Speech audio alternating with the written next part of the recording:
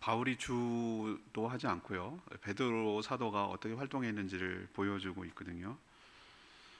이들이 생각하는 고정관념이 얼마나 뿌리 깊은지를 보여주는데, 이들은 땅끝까지 이르러 내 증인이 되리라, 이런 사도행전 1장 8절의 말씀을 무엇이라고 받아들이냐면은, 알겠어요, 가겠어요, 땅끝까지 갑니다, 그런데 유대인에게만 전하겠습니다, 이렇게 받아들인 거예요. 이들은, 이방인들은 하나님과 상관없는 자들이라고 처음부터 고정관념이 있었어요.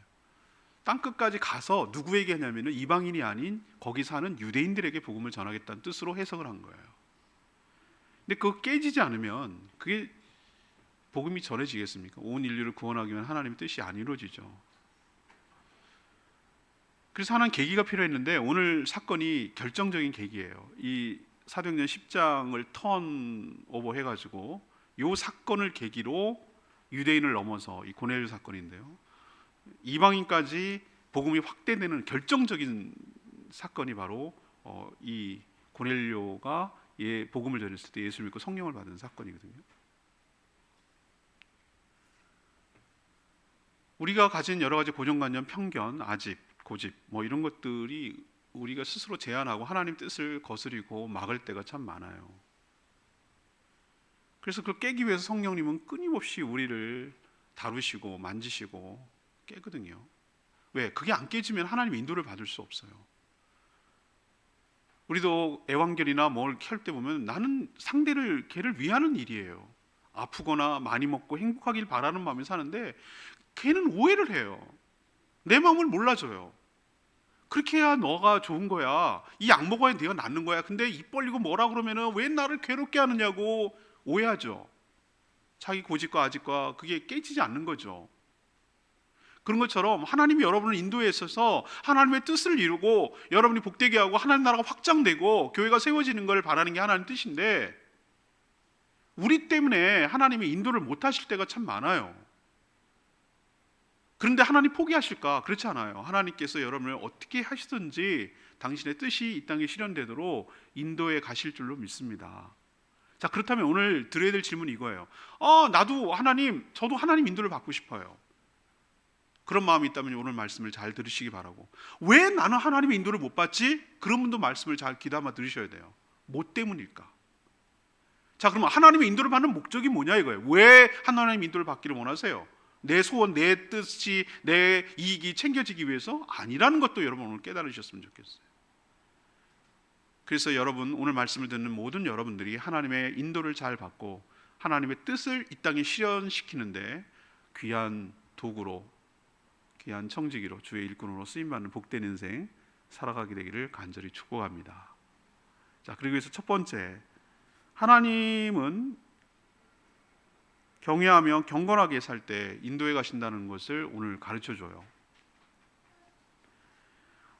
가이사라입니다. 지중해 해안가에 있는 도시입니다.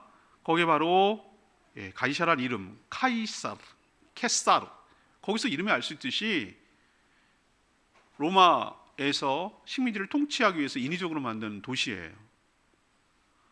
거기 치안, 옛날에는 그것이 구분이 안 됐으니까 군대가 경찰이고 그게 통치관이고 이런 의미죠. 거기에 백부장이라고 말하는 것은 군대 편제인데 100명을 통솔할 수 있는, 꼭 100명이 아니라 하더라고요. 좀 넘을 수도 있고. 그런데 그렇게 명칭을 붙였어요. 우리도 중대장, 대대장 이렇게 붙이듯이 백부장 이렇게 하면은 일정의 군대를 책임지고 있는 책임 지휘관이에요. 이름도 있어요. 이탈리아인가? 아무튼 이탈리아 부대예요. 이름 명칭이 있어요. 그 주둔하는 명칭이. 근데 놀랍게도 오늘 이 고넬료를 설명하면서 이렇게 표현합니다. 이전에 그가 경건하다는 게 뭔지를 그 뒤에 설명하고 있어요. 우리가 생각하는 경건과 성경에서 말하는 경건을 잘 구분하실 필요가 있어요. 그가 경건해서 온 집안과 더불어, 혼자가 아니라 온 집안에 영향을 미치는 거예요. 온 집안과 더불어 하나님을 경외했다고 그랬어요. 혼자 개인, 소승불교, 자기 혼자 도 닦고 비나이비다 해가지고 그런 개념이 아니라 영향을 미쳐 온 집안과 함께라는 얘기는 그만큼 영향을 미치고 함께 집단적으로, 공동체적으로, 가정적으로 했다는 거잖아요. 하나님을 경외했어요. 그럼 하나님을 경외하는 게 뭔데요? 하나님 벌벌 떨며 두려워하는 거예요? 두 가지 얘기하잖아요. 백성을 많이 구제하고 하나님께 항상 기도하더니 이것이 바로 하나님을 경외하는 것이고 이것이 경건한 삶인 줄로 믿습니다. 여러분 기억하셔야 돼요. 제가 이 구제, 기도를 얘기했지만 이건 샘플이 샘플. 그 사람의 경건한 삶을 아주 잘 보여주는 거라고요.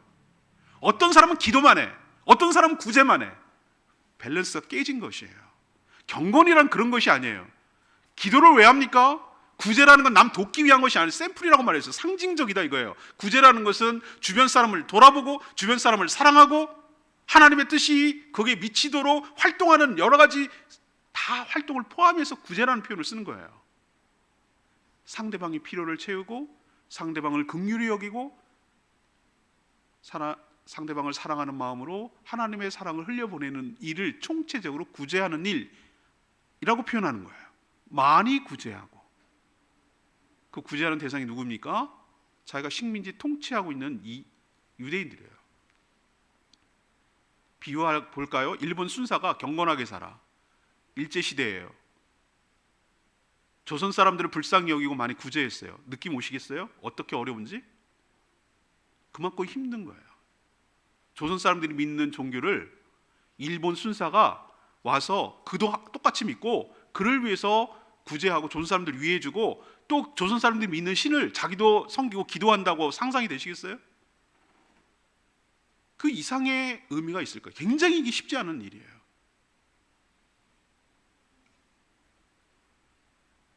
그가 어느 정도로 이 구제와 기도에 힘썼는지 평판이 좋은지 나중에 그의 종들이 와서 고넬료를 베드로에게 소개할 때 22절에 나와요.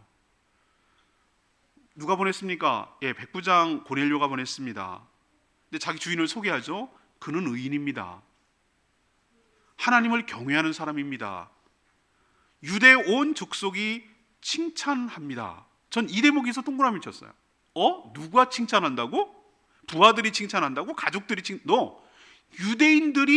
유대인들이 칭찬합니다. 유대 온 족속이 칭찬합니다. 와, 대단합니다. 다시 아까 말했던 걸 돌아갈까요? 조선시대에 왔는데 일본 순사를 조선 사람들이 칭찬을 해. 그가 얼마나 경건하고 선하고 의롭게 살았는지를 이 한마디에 느낄 수가 있어요.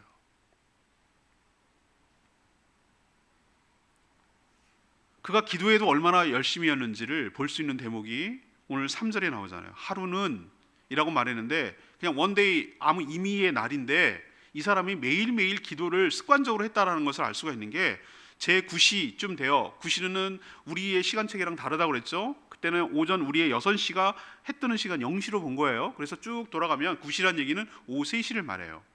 이 사람은 오후 시간 기도 시간이 정해져 있었어요. 그게 매일이라는 걸 알 수 있어. 하루는 이라고 말하는 게 원데이, 하루만 그렇게 한 게 아니라 그게 일상적이었다라는 것을 느낄 수가 있는 거예요. 아, 시간 됐네. 제가 정말 부러운 거 중에 하나가 이슬람교도를 5번 시간 정해놓고 기도해요. 그 시간 되면 알람이 울리고 마이카를 향해서 기도하는데 거기에 비하면 우리는 정말 아니에요. 이러고도 어떻게 신앙생활을 유지하는 건지에 대해서 우리가 좀 도전을 받아야 되는데 옛날 그게 율법적으로 해서는 안 되지만 다니엘도 그렇고 시간을 정해놓고 기도했다는 거 여러분 굉장한 도전을 받으셔야 돼요. 그게 경건의 베이스 밑에 깔려 있는 것이에요.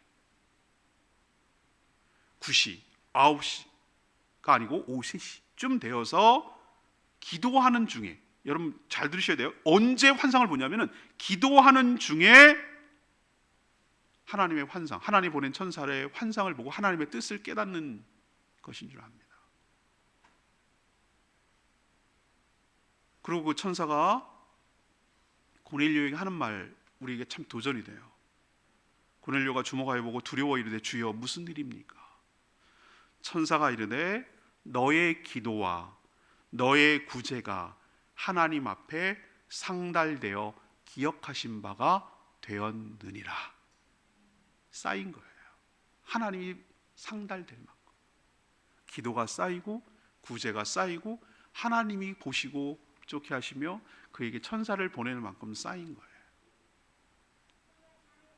우리에게 도전을 주는 말씀이 이거예요. 나는 기도가 쌓였나?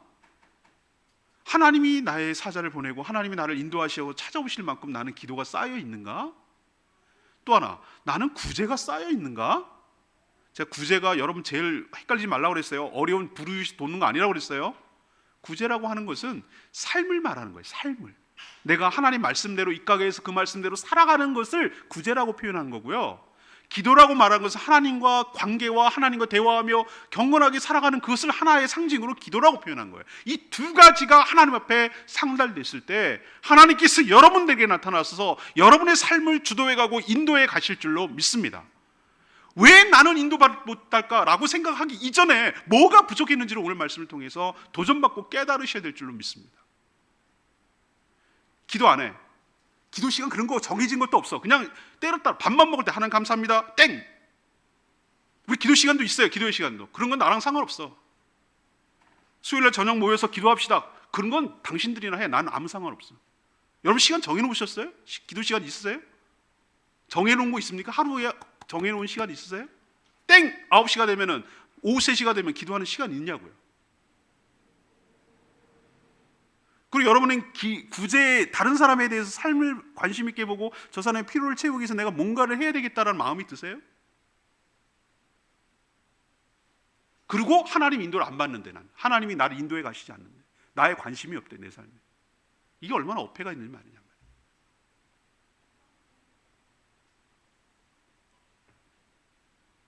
그런 베이스 하나님 앞에 기도와 구제가 상달돼서 하나님 받으신 바 될 때 하나님께서 여러분의 풍성한 삶을 위하여 하나님의 뜻을 여러분을 통하여 이루기 위하여 그 다음에 행보를 인도해 가시고 여러분을 쓰시고 여러분에게 복 내려 주실 줄로 믿습니다. 천사가 뭐라고 그럽니까? 알지? 내가 너 금덩어리 내려줄게. 너 진급시켜줄게. 그래서 너 천부장 되게 해줄게. 네가 황제가 될지도 몰라. 이 말 하셨나요? 오늘 희한한 말, 그 축복이 우리 개념과 얼마나 다른지 보여요. 뭐라고 그러냐면은 욥바에 있는 베드로라고 하는 욥바의 시몬이라는 무두장이 집에 그 가죽 제품 만드는 집에 베드로가 있다. 해변가에 있다. 너무 구체적. 내비게이션 찍어도 될 정도로. 그렇게 다 조건에 맞춘 데는 딱 하나밖에 없어. 누구도 다 찾아 그 정도면. 아주 구체적으로 베드로를 청해라. 하나님의 축복은 우리와 축복이 다르고 하나님이 인도하시면 우리의 인도하는 거랑 달라요. 타겟과 방향과 목적이. 우리는 천부장 되는 진급, 무슨 떼부자 되는 거 이런 걸 생각하는데 하나님은 온 집안을 구원하고 복음을 듣고 세례를 받고 온 집안이 구원하고 생명이 구원하는 역사. 혼자만 아니라 그 사람이 아니라 모든 것을 뛰어넘어서 그 구원의 역사가 그의 친구, 그의 가족, 그의 친구들까지 모두 다 포함해서 구원하게 하고 복음이 확산되는 것이 하나님의 축복이고 은혜인 줄로 압니다. 그 첫 단계로 하냐면은 말씀을 들어야 믿음이 생기기 때문에 베드로 사도가 인근에 있기 때문에 욥바와 가이사라는 멀지 않거든요. 거기 하루 정도면 갈 수 있는 거리니까 거기 청해라 하는 것이 축복의 시작이고 인도의 시작인 것이. 이따 말씀드리겠습니다. 하나님께서 모든 것을 다 보여주지 않고 한 걸음 한 걸음 인도하시는데 그 방향을 나중에 퍼즐처럼 이어가 보면 징검다리처럼 하나씩 이어가 보면 하나님께서 우리에게 축복을 주시는 진짜 축복이 뭔지를 보여주시는 거예요. 말씀의 축복이고 구원의 은혜이고 하늘의 축복인 줄로 믿습니다. 그걸 받게 하기 위해서 여러분의 삶을 지금 한 걸음 한 걸음 인도해 가신다는 것을 여러분 기억하셔야 돼요. 그래서 고넬료를 만난 베드로가 여러분 오늘 읽지 않았습니다만 이 10장 전체를 다 읽어야 되는데 읽지 않았어요. 35절 보세요. 35절 이런 베드로가 고백을 해요. 뭐라고 하냐면은 34절 이렇게 얘기합니다. 34, 35절이 중요한데 베드로가 입을 열어 내가 참으로 하나님은 사람의 외모를 보지 않으십니다. 그걸 내가 깨달았습니다. 그리고 또 35절 각 나라 중 하나님을 경외하며 의를 행하는 사람은 다 받으시는 줄로 깨닫게 되었습니다 라고 고백을 하는 거예요. 이게 뭐죠? 하나님께서 사람 외모라는 게 잘생겼네 못생긴 그런 개념이 아니라 이방인이든 헬라인이든 유대인이든 그런 거 가리지 않고 이게 외모의 의미예요.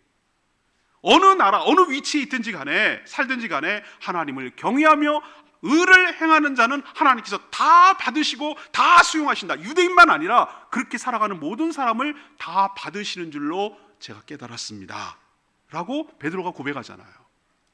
여기서 결론. 왜 고넬료를 하나님께 쓰셨을까? 수많은 이방인들이 있었을 거예요. 예루살렘에도 이방인 백부장이 있었고 어디든지 있었을 거예요. 근데 왜 고넬료죠? 왜 그랬죠? 하나님께서 어떤 자를 쓰시는지를 우리에게 보여주시는 것이고,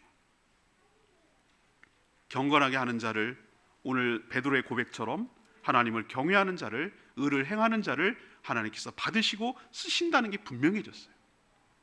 그를 통해서 모든 이방인의 샘플이 되고, 어떤 이방인들이 하나님의 은혜를 받고 구원에 임하는지, 그리고 어떤 자에게 복음이 전해지는지, 어떤 자에게 복음화가 이루어지는지, 하나님을 경외하는 자를 하나님이 인도하시고 이끌어 주시고 축복하여 주실 줄로 믿습니다. 여러분, 우리에게 이 말씀을 새기고 자기에게 적용할 필요가 있어요.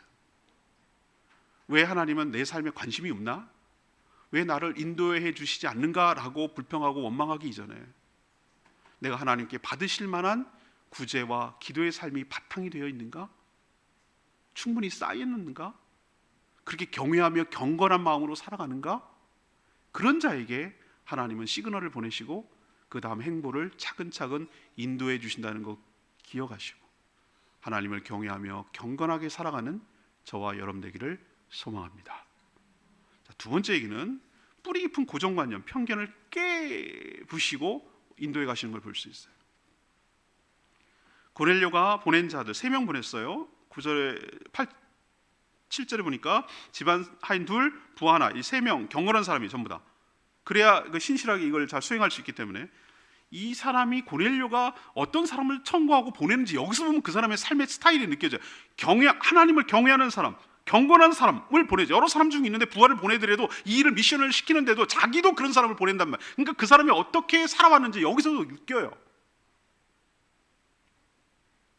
그가 욥바에 가까이 갔을 때 전 여기서 도전받지 않습니까? 베드로도 기도하고 있었어요. 베드로도 정오에, 육시니까 정오겠죠. 그때 지붕에 올라, 왜 지붕인가? 그때 그 경건한 유대인들은 거기다가 자리를 깔고 하나님께 기도하는 좋은 처소로 생각을 했어요. 햇빛 가리고. 그 기도의 장소였어요. 지붕이 루프탑이죠, 루프탑. 그래서 거기서 베드로도 기도하고 있는데, 역시 고넬료도 기도하는 중에 환상을 봤듯이 베드로도 기도하는 중에, 시간 정해놓고 기도하는 중에 황홀했다. 성령이 충만해진 것이죠. 환상을 본 거죠. 큰 하늘에, 전 이 말이 참 은혜가 되는데요. 하늘이 열리고, 하늘이 열리며, 11절 보세요. 하늘이 열리고.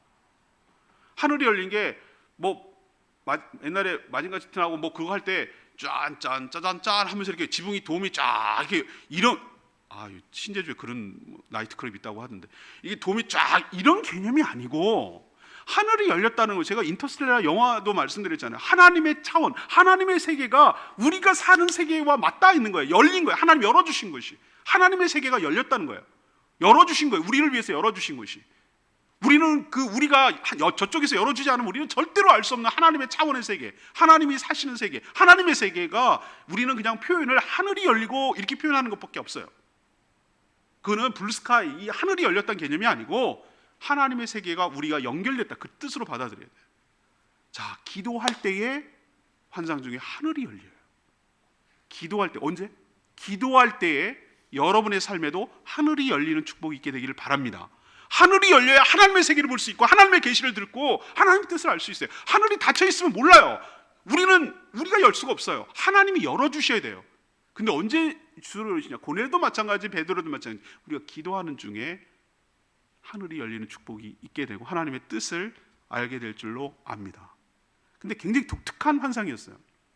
하나님의 시그널이고 하나님의 의도성이 있는 큰 4가지 보자기, 4귀퉁이에 있고 있는데, 그 안을 보니까 여러 가지 기는 짐승, 짐승이 4발 가진 짐승, 공중에 나는 거 있는데, 그게 베드로의 반응을 보면 뭔지 알겠어요. 레위기에 보면은 정결법 의식에 따라, 의식법에 따라서 못 먹는 것들이, 유대인들이라면 못 먹는 게 있어요. 우리도 레위, 제가 강의 설교할 때 여러분 말씀드렸지만, 예를 들면 물고기는 딱 조건이 있어요. 비늘이 있을 것, 지느러미가 있을 것, 요거를 제외하면 못 먹어요. 문어, 조개 안 돼요. 먹을 수 있는 거 붕어, 잉어 이런 것만 우리가 먹을 수 있어요. 이 의식법에 따르면. 자, 새 아무것도 못 먹어요. 맹금류는 안 돼. 육식하는 거 안 돼요. 그러니까 주로 뭐겠습니까? 육식하지 않는 거, 뭐 곡식을 먹는 거, 그런 새 몇 가지 종류만 먹을 수가 있어요. 비둘기 같은. 그러면은 이 가축은 뭐냐? 두 가지 조건 갖춰야 돼요. 하나는 되새김질을 할 것, 굽이 이렇게 두 갈래로 갈라 있을 것. 딱 제한돼 있어요. 염소, 양, 소 이런 거밖에 안 돼요. 돼지 안 돼요. 돼지는 이건데 되새김질을 안 해. 그래서 못 먹어요. 제일 맛있는 고기인데 그게. 아무튼 그래. 그래갖고 그거를 못 먹어요. 그래서 여러분 예수님 비유할 때 돼지 쥐염 열매 먹고 그 탕자 비유할 때 그건 유대인들로서 정말 떨어질 데가 없는 가장 밑바닥 인생을 갖다가 돼지질을 치는 것 자체가 부정되는 거예요. 그걸 고기를 먹으면 안 되니까. 아마 베드로가 봤던 환상이 각종 못 먹는 것이 쫙 있는 그게 내려왔던 것으로 보여요. 그래서 하늘에서 소리가 들립니다. 네가 잡아 먹으라. 오 마이 갓. 베드로는 쇼킹한 거. 있을 수가 없어. 아주 알레르기적으로 즉각 반응하잖아요. 즉각. 뭐라 합니까? 주여. 하나님이라고 알면서도, 하늘이 열렸다는 걸 알면서 주여. 이 정도로 반발하는 거야. 하나님한테. 주여. 14절에. 그럴 수 없습니다. 와우. 속되고 깨끗하지 않은 것을 내가 결코라고 그러잖아요. 결코 먹을 수가 없습니다. 이런 거 먹어본 적이 없습니다. 우린 대대로 이렇게 하지 않습니다. 이거는 굉장히 경건하지 못한 이방인들이나 하는 행동입니다. 이거는 있을 수가 없는 것입니다. 라고 하는 거예요. 이런 반응을 보여요. 한 번이 아니고 그것을 뭐 하는 거예요? 3번 그렇게 했다고 그랬어요. 3번. 3번이라는 게 뭐 반복을 왜 합니까? 강조할 때 우리도 반복하지. 뭔가 하나님께서 분명히 보여주고 싶을 때 강조하지. 전 여기서 깨달아요. 여러분들을 고치고 싶으면 하나님께서 똑같은 시그널을 계속 반복해서 보여주는 것은 그건 못 알아듣기 때문에, 고집불통이기 때문에, 그렇게 얘기를 했는데도 못 알아듣기 때문에 그런 거, 아 이건 명백한 하나님의 뜻이구나. 왜 똑같은 일을 계속 반복을 하게 만들까? 그건 하나님이 강조하고 싶은 거예요. 여러분들에게 그렇게 했으면 좋겠다는 거예요. 근데 우리는 항상 어떻게 하죠? 결코 있을 수 없습니다. 안 됩니다. 그런 걸 해본 적이 없습니다. 그럴 수 없습니다. 하나님께서 이렇게 말하는 게 베드로의 모습이자 우리의 모습 아닌가요? 이것 때문에 하나님이 인도 못 받는 거예요. 안 됩니다. 있을 수 없습니다. 나의 삶엔 그런 건 없습니다. 내 사전엔 그런 거 없습니다. 이게 얼마나 많은지 몰라요. 자기가 영원을 산 하나님 앞에서 100년도 못 산 짧은 인생을 살면서 자기가 여태까지 배워왔던 거, 자기가 경험했던 거 그거 갖고 막 들이밀면서 틀렸다고, 하나님 틀렸다고, 주여 그럴 수 없나이다. 지금 주님을 가르치고 있다니까요. 이런 것 때문에 우리가 하나님의 인도를 못 받는 데 가장 큰 결정적인 장애예요. 하나님 오늘 뭐라고 해요? 베드로에게 오늘 일침을 놓잖아요. 15절에 하나님께서 깨끗하게 하신 것을 네가 속되다 하지 말라. 충격. 잘 들어 베드로. 깨끗하다, 더럽다의 기준은 네가 정하는 게 아니야. 내가 정하는 거야. 내가 깨끗하면 깨끗한 거야. 근데 내가 깨끗한 걸 가지고 네가 더럽다고 하지 말라고 오늘 명령하시잖아요. 왜 유대인들이 이방인하고 식사를 못합니까? 음식이 안 맞아서 그래요. 지금도 이슬람이나 코셔라고 하나, 유대인들은 코셔라고 그래가지고 자기 그 유대인법에 의해서 음식을 만든 걸 먹고요. 이슬람도 지네 또 그 방법이 있어요. 할랄이라거나 그거 방식대로 한 것만 먹어요. 근데 유대인들이 식사를 하는데 이방인들은 그런 거 없으니까 그래서 못 먹는 거예요. 자기가 율법을 어길까 봐. 그래서 교제를 못 하는 거예요, 식사를. 근데 그걸 먹으라고 하니, 속되다고 하지 말라고 하니 굉장히 괴롭고 힘든 것이죠. 그래서 처음에는 이 의도를 몰랐어요. 이게 뭐지? 17절 보니까 이게 왜 이걸 보여줬지? 왜 3번이나 이걸 했지? 의아했어요. 그런데 나중에 28절 보세요. 28절, 29절 여러분 읽지 않았습니다만 이걸 깨닫게 돼요. 자, 여러분들 분명히 아셔야 되는 게 하나님이 우리에게 다 시그널을 보여준다고 해서 다 알지 못합니다. 그러나 시간이 지나고 믿음으로 순종하면 그 뜻이 해석될 날이 오게 될 줄로 믿습니다. 여러분 이거 믿으셔야 돼요. 그때는 당장 이해 못해도 믿음을 가지고 취하고 행동하면 그 다음에 그게 뭘 의도했는 것인지를 알게 될 날이 온다고요. 그게 28, 29절에 뭐라 합니까? 쫙 다 고넬료 집에 모이는 걸 보고 깜짝 놀란 거예요. 그러면서 하는 말이 나는 유대인으로서 이방인과 교제하며 가까이 하는 것이 위법한 것을 당신들도 알 수가 있을 겁니다. 이렇게 말하고 그런데 하나님이 나에게 지시하셨다. 그 지시가 뭐겠어요? 환상 3번 보여준 거. 보자기에 환상 3번 보여준 거. 네가 속된 것을 네가 깨끗한 것을 네가 속되다 하지 마라. 이 환상 보여준 거. 이게 지시였어요. 하나님의 지시를 하사 아무도 속되다 하거나 깨끗하지 하지 말라고 하기로. 이런 경험이 없었으면 여기 안 왔다 이 말이에요.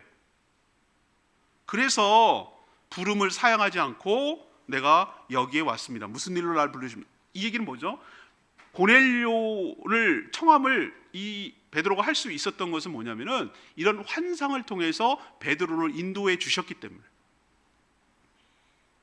이 편견을 깼기 때문에, 아집을 깼기 때문에,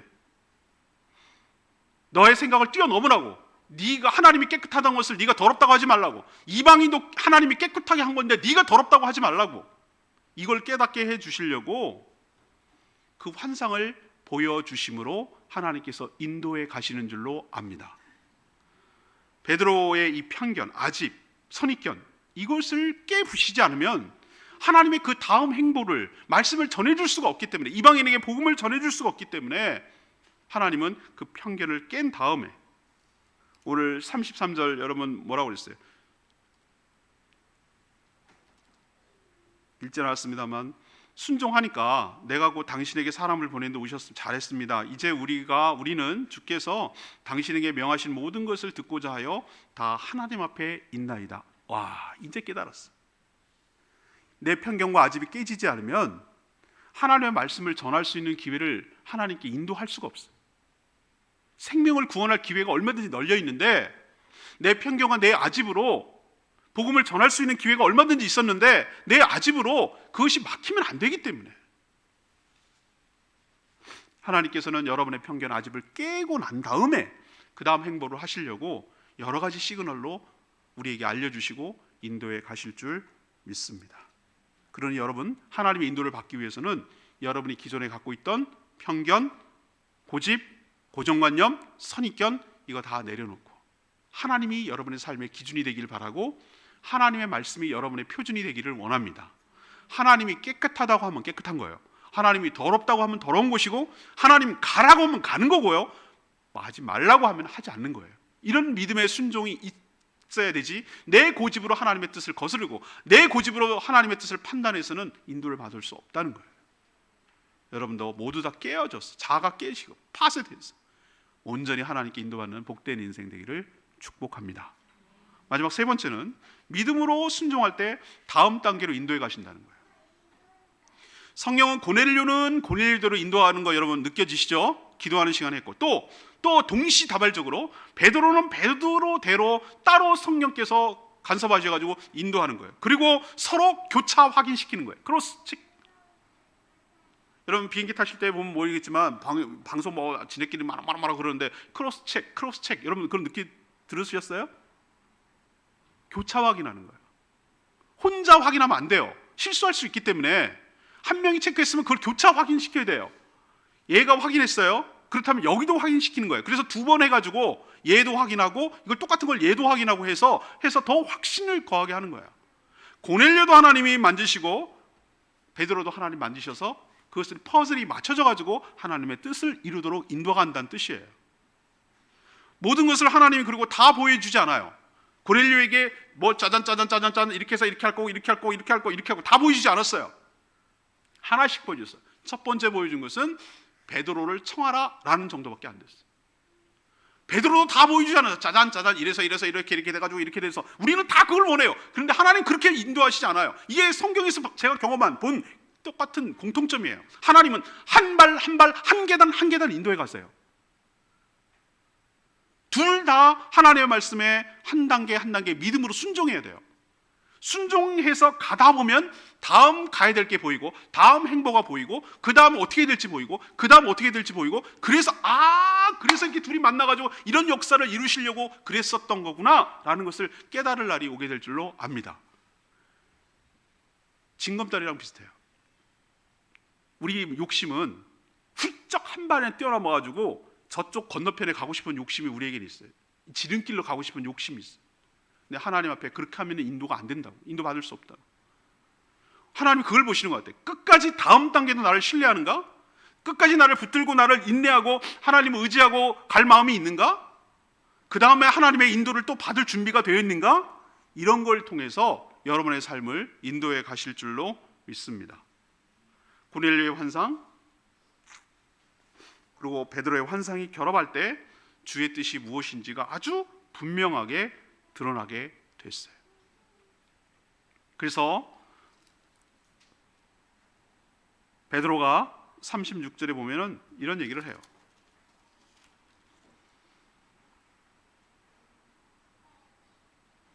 쭉 36절부터 43절까지 예수 그리스도 복음에 관한 내용이에요. 이런 환상과 이런 크로스가 안 돼 있더라면 이방인에게 복음을 전할 마음이 생겼겠어요? 안 생겼을 겁니다. 그 말씀에 순종하니까 이것이 하나님의 속되다고 하지 않고 깨끗하다고 하고 이방인에게도 복음을 전하는 하나님의 메시지구나, 나만 아니라 고넬료도 그렇게 하셨구나 라는 것을 깨닫고 복음을 순종해서 전했어요. 그러자 44절에 어떤 일이 벌어집니까? 베드로가 이 복음을 전하고 있을 때에 성령이 말씀 듣는 모든 사람에게 내려오시는 역사가 있게 된 줄로 믿습니다. 하나님이 이걸 목적하고 싶었던 거예요. 그래서 고넬료는 고넬료대로, 베드로는 베드로대로 환상을 통해서 그 다음 행보를 인도해 가시고 이런 역사를 만들어내시는 거예요.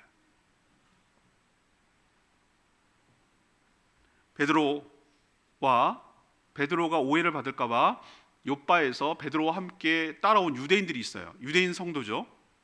베드로가 왜 이방인에게 가서 교제하며 밥을 먹을 수밖에 없었는지를 오해를 받을까? 오해 받습니다. 11장에 오해를 받거든요. 비난을 받아요. 그걸 증인을 서줄 사람이 필요해서 같이 따라갔던 유대인들 신자가 있었어요. 베드로와 함께 갔던 그 사람들이 쇼크 먹었어요. 왜 쇼크 먹었냐? 순종을 해서 여기까지 오기는 왔는데 45절 보니까 베드로와 함께 온 할례 받은 신자들, 유대인이죠. 이방인들에게도 성령 부어 주심을 말미암아 놀랬다고 그랬어요. 그만큼 이들이 유대인들이 갖고 있는 뿌리 깊은 편견이 얼마나 지독스러웠는지, 큰 장벽이었는지를 여기서 보여주고 있어요. 놀랬어요. 뭐라고? 이방인들도 성령을 준다고? 그냥 복음은 들을 수 있겠지, 호기심 차원에서.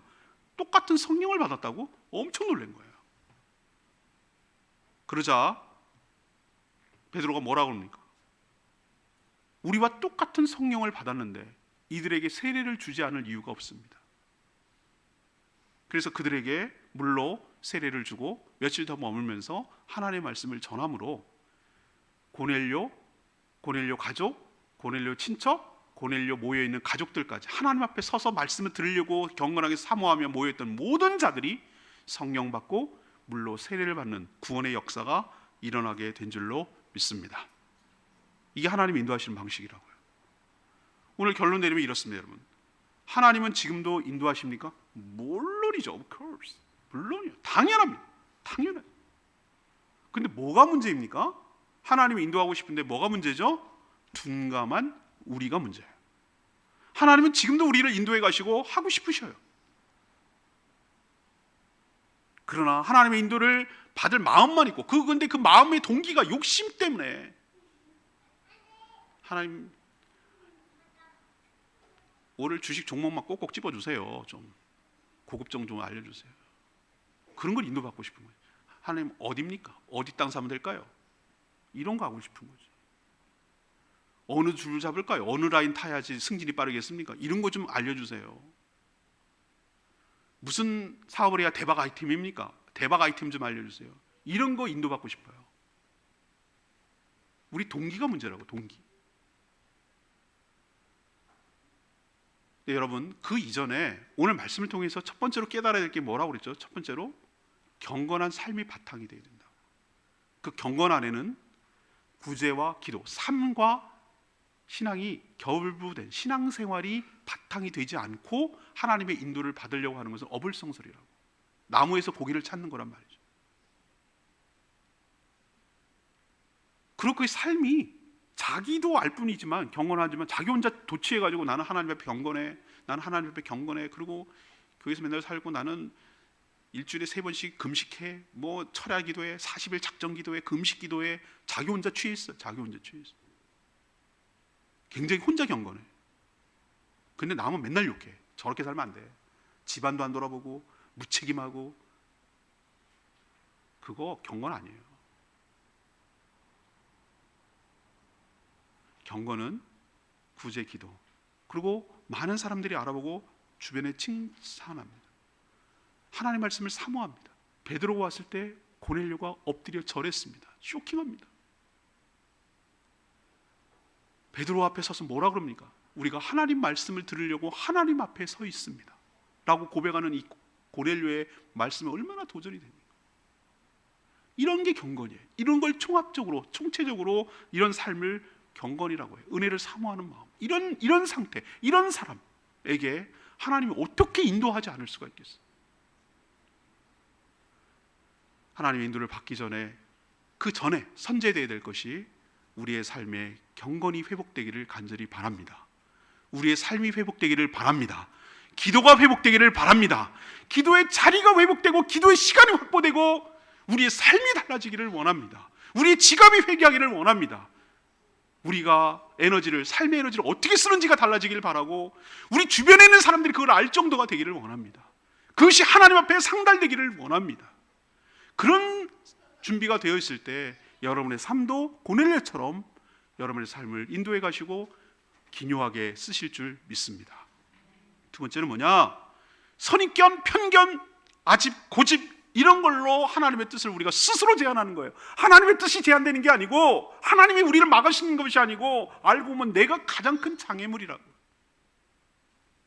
고넬료, 베드로 보세요. 주여 그럴 수 없나이다. 이게 하나님 앞에 하는 태도예요. 우리의 태도이자 베드로의 태도예요.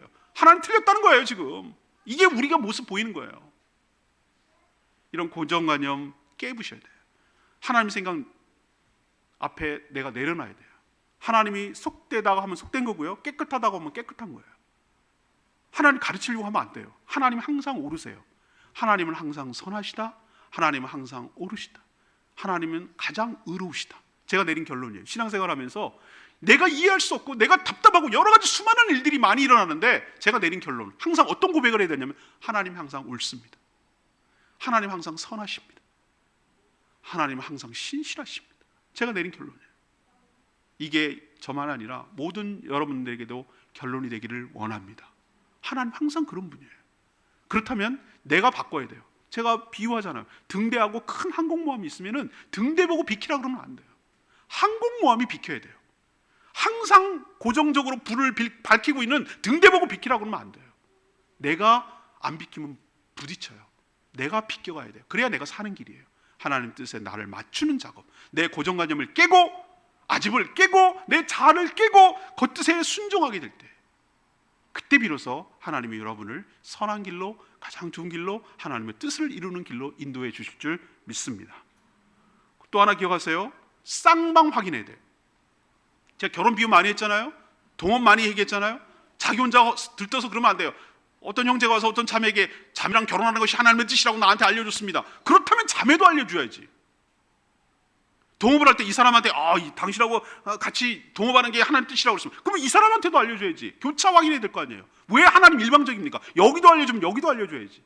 그래서 그 사람이 믿음으로 한 단계 한 단계 순종할 때 순적하게 이루어지고 그 뜻을 이루는 것을 볼 때 이게 하나님 뜻인지 알지, 자기 혼자 생각에 빠져서 하나님 인도받는다고 하면 안 된다 이 말이에요. 오늘 하시는 거 보잖아요. 고넬료하고 베드로 어떻게 하나님께서 인도해가지고 둘을 퍼즐을 맞춰가는지. 믿음으로 그 다음을 순종하지 않는 사람 그 다음 안 보여줘요. 하나님께서 보여줄 수가 없지. 어떻게 인도할 수 없어. 못 믿겠다는데 뭐 여기까지, 그 다음부터 내가 알아서 할게요. 이런 사람은 어떻게 인도하겠어요? 끝까지 손 붙들고, 주님 손 붙들고 한 발짝 한 발짝 어린아이처럼 한 단계 뛰어넘었으면 그 다음 디딤돌, 그 다음 징검다리, 그 다음 징검다리 갈 때 가다 보니 저 건너 있는 것처럼 인도하시지. 다 어떻게 알겠냐? 우리 다 몰라요. 그런 교만함 내려놓고 믿음으로 순종하고 한 단계 한 단계 나아갈 때 어느덧 돌아보니 하나님의 뜻이 알게 됐고 그 뜻을 이루고 있는 내 자신을 발견하고, 그랬구나 라고 무릎을 치면서 그 뜻이 분명하게 드러나게 될 줄로 믿습니다. 이게 하나님 인도하는 방식이에요. 여러분도, 모든 성도님들도 하나님의 인도를 받아 하나님의 선한 뜻을 여러분의 삶을 통하여 이루는 복된 인생 살아가게 되기를 간절히 축원합니다.